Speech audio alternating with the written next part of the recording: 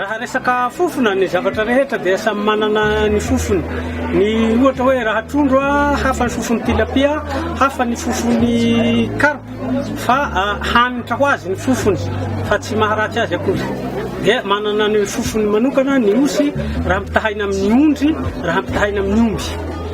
Fa ny azy ny tombony zany dia manana tsiro izy ary mora levonina kokoa ny henany raha ampitahaina amin'ny ondry sy ny osy sy ny kisoa. Zay ny tombony lehibe. Tsy sarotra ny miompy osy.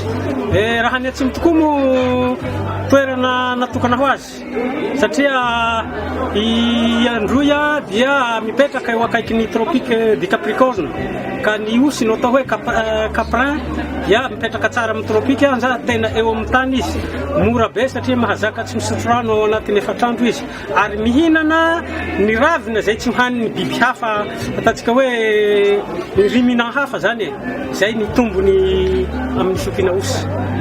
Fa saingy biby miavony izy biby madio izy dia soritana koa fa biby sarotapitra izy ary mora taizaina, mora mifanantona amin'ny olona kokoa, ohatra ny saka zany dia mora mifanantona amin'ny olona kokoa ny osy.